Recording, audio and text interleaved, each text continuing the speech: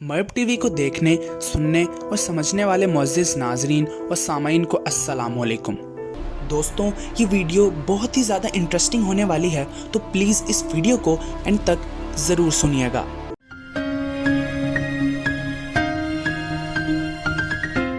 दोस्तों, अगर हम सोचें कि क्या हो जो 2020 में हुआ वो सिर्फ एक ट्रेलर हो तो दोस्तों, अभी साइंटिस्ट कोरोना वायरस की वैक्सीन बना ही पाए हैं कि कोरोना वायरस अपना 2.0 वर्जन भी लेकर आ चुका है। जगह जगह पर ये खबरें निकल कर आ रही हैं कि कोरोना का एक नया स्ट्रेन आ गया है, जो कि एक सार्स फैमिली का ही एक नया वायरस है, लेकिन कोरोना वायरस नहीं है। ब्रिटेन में इसका स्ट्रेन पाया गया है जो काफ़ी ज़्यादा ख़तरनाक है, और ऐसा ही स्ट्रेन पाकिस्तान, साउथ अफ्रीका और इंडिया में भी देखा गया है। इनिशियल स्टडीज़ में ये सामने आया है कि ये कोविड-19 से 70 गुना तेज़ लोगों में मुंतकिल हो सकता है, और ये उससे कई गुना ज़्यादा भी डेडली साबित हो सकता है। लेकिन दोस्तों, आज तक साइंटिस्ट ने जितने भी वायरसेस की स्टडीज़ की है, उनमें एक चीज़ कॉमन है। जो वायरस जितना जल्दी फैलता है वो उतना ही कम जानलेवा होता है। जैसे अगर हम बात करें फ्लू यानी कि सर्दी ज़ुकाम, जो कि बहुत तेज़ी से तो फैलता है, लेकिन इसका असर आहिस्ता आहिस्ता कम होना शुरू हो जाता है। दोस्तों, जो ब्रिटेन में स्ट्रेन मिला है उसका नाम B117 रखा गया है, क्योंकि इस स्ट्रेन को एक स्पेसिफिक नेम नहीं दिया जा सकता। वो इसलिए कि बहुत से मुख्तलिफ कंट्रीज़ में सेम वायरस का डिफरेंट स्ट्रेन देखने को मिला है। B117 इन सब से अलग है, और दोस्तों, बायोलॉजिस्ट इससे घबराए हुए हैं क्योंकि ये कोविड-19 से भी ज़्यादा तेज़ी से फैल रहा है, और ब्रिटेन में लॉकडाउन पहले से भी ज़्यादा सख्त कर दिया है। दोस्तों, पाकिस्तान और यूएस में 2020 को हिस्ट्री का सबसे भयानक साल कहा जा रहा है।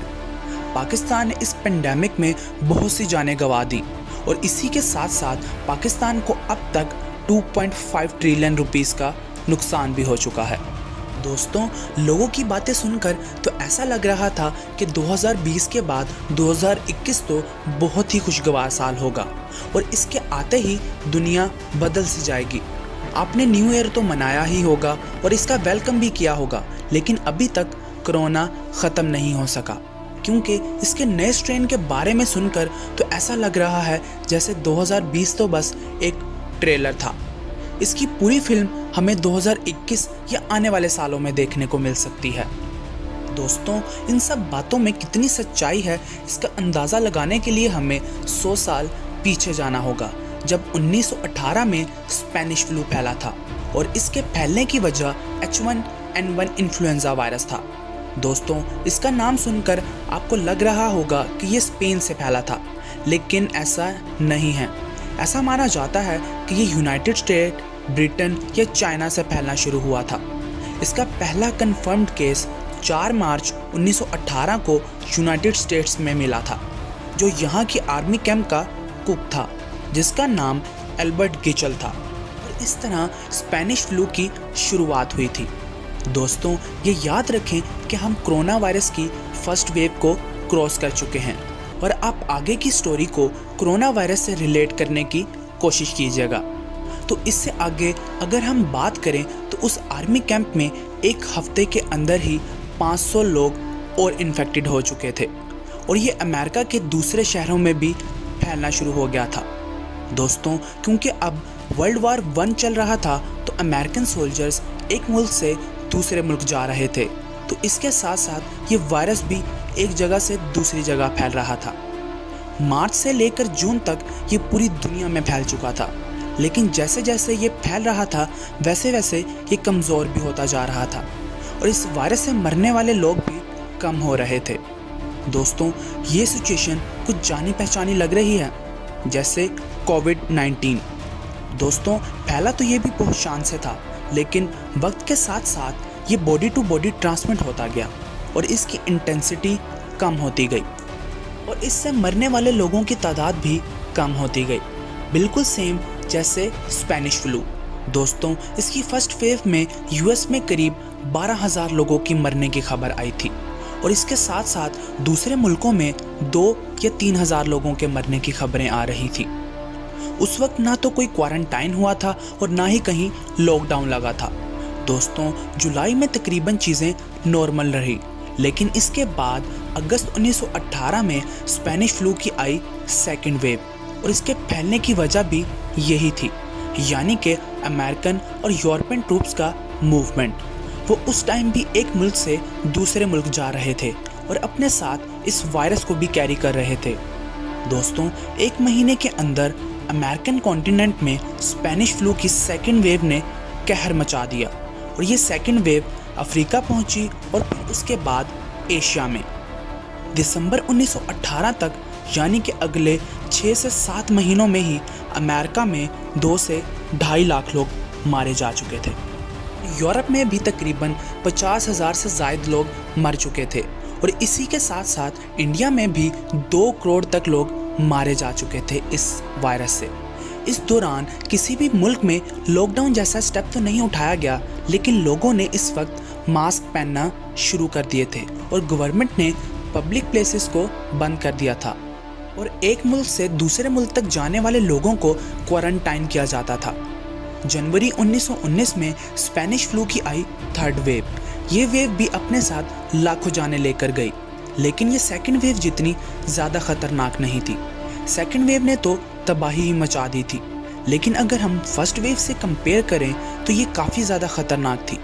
पूरे साल सब्र करने के बाद जब ऐसा लगा कि स्पेनिश फ्लू ख़त्म हो चुका है, तो तब इसकी फोर्थ वेव और आखिरी वेव भी सामने आ गई, और ये भी काफ़ी ज़्यादा डेंजरस साबित हुई, और करोड़ों जानें गंवाने के बाद स्पेनिश फ्लू ख़त्म हो गया। अंदाजे के मुताबिक स्पेनिश फ्लू से तकरीबन 50 करोड़ लोग मारे जा चुके थे। और दोस्तों सबसे ज़्यादा हिला देने वाली बात तो ये है कि उस वक्त टोटल 170 करोड़ पॉपुलेशन थी, यानी कि दुनिया के हर तीसरे से चौथा इंसान इस वायरस की वजह से मर गया था। दोस्तों मैं ये नहीं कह रहा कि कोरोना वायरस भी अब बिल्कुल ऐसा ही बिहेव करेगा, और ना डराने की कोशिश कर रहा हूँ। बस बताने का मकसद ये है कि ये वक्त आराम और सैर तफरीह का बिल्कुल भी नहीं है। कोरोना की नई स्ट्रेन का आना और इसका पहले से ज़्यादा ख़तरनाक होना स्पेनिश फ्लू की बिल्कुल सेकेंड वेव जैसा ही है। दोस्तों हिस्ट्री में भी जो पेंडेमिक्स आए हैं वो भी एक वेव में ख़त्म नहीं हुए हैं, बल्कि उसकी बहुत सी वेव आई हैं, और हर वेव ने अलग अलग इंटेंसिटी का नुकसान पहुंचाया है। दोस्तों इस सारी डिस्कशन पर आपके बहुत सारे सवाल हो सकते हैं, तो चलें उस पर भी बात कर लेते हैं। कुछ लोग ये कह सकते हैं कि उस वक्त ना तो लॉकडाउन हुआ था और ना ही कोई सोशल डिस्टेंस रखता था, और ना ही सही तरीके से क्वारंटाइन किया जा रहा था। दोस्तों उस वक्त जो सेकेंड वेव आई थी उसकी वजह लोगों की लापरवाही ही थी, लेकिन दोस्तों हमें यहाँ ये बात ज़हन नशीन करनी होगी कि उस वक्त की पॉपुलेशन आज से तकरीबन 6 गुना कम थी, यानी कि उस वक्त जितने स्क्वायर एरिया में एक इंसान रहता था, आज उतने स्क्वायर एरिया में 6 से 7 लोग रहते हैं। जी हाँ दोस्तों ये सच है कि कई जगह ये 6 से ज़्यादा और कई जगह 6 से कम भी हो सकते हैं। दूसरी बात कि कुछ लोग कह सकते हैं कि उनके पास उस वक्त कोई वैक्सीन ही नहीं थी। जी हाँ ये बात तो सच है, और उस वक्त स्पेनिश फ्लू ख़त्म होने के बाद तकरीबन 26 साल के बाद स्पेनिश फ्लू की वैक्सीन बनी थी। हमारे पास कोरोना की तो वैक्सीन आ चुकी है, लेकिन ये बात भी याद रखनी चाहिए कि कोरोना की वैक्सीन आ गई है, लेकिन ये अभी लगी नहीं है, और ना ही इसको लगाने के बाद के इफ़ेक्ट्स हमें 100% श्योर हैं। दोस्तों यहाँ एक सवाल और उठता है कि ये जो वैक्सीन है क्या ये कोरोना वायरस के नए स्ट्रेन पर एप्लीकेबल होगी? तो दोस्तों इसका जवाब इतना ज़्यादा भी आसान नहीं है। अब अगर रिसर्चर्स इस वायरस के लिए वैक्सीन बना रहे हैं तो उनको पता होगा कि ये वायरस कई तरीक़ों से म्यूटेट हो सकता है, और 100% उन्होंने इस बात का ध्यान भी रखा होगा कि अगर ये म्यूटेट भी होता है तो ये वैक्सीन उस वायरस पर काम करे। दोस्तों जैसा कि मैंने आपको पहले ही बताया है कि कोविड-19 का न्यू स्ट्रेन कई ममालिक में मुख्तलिफ़ किस्म का सामने आया है। दोस्तों इन पर भी लगातार स्टडीज़ की जा रही हैं, लेकिन B117 स्ट्रेन इन सब में से ज़्यादा ख़तरनाक है, और इस वायरस को और ज़्यादा समझने के लिए रिसर्चर्स को और भी ज़्यादा टाइम लगेगा, और इसके बाद ही हम समझ पाएंगे कि ये वैक्सीन न्यू स्ट्रेन पर काम करेगी भी या नहीं, और अगर करेगी भी तो कितनी। तो दोस्तों लास्ट में मैं सिर्फ इतना ही कहना चाहूँगा कि ये कोरोना वायरस कोई मजाक नहीं है और ये अभी ख़त्म नहीं हुआ है और ये कई दूसरे ममालिक में बहुत पीक पर है।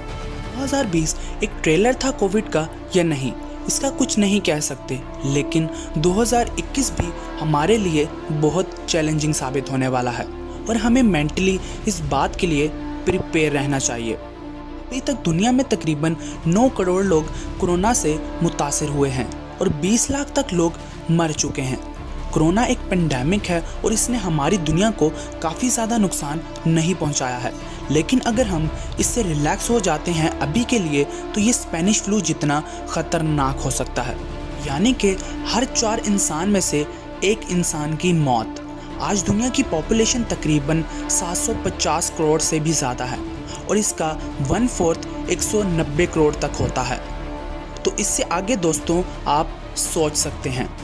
दोस्तों आप सबसे यही गुजारिश है कि आप सब लोग मास्क का ज़रूर इस्तेमाल करें और सबसे डिस्टेंस बनाकर अपने काम किया करें और अल्लाह ताला से दुआ करें कि इस पेंडेमिक को जल्द ख़त्म कर दें और सब ममालिक में जितने भी इंसान इससे मुतासिर हैं उनको अल्लाह सेहत दे।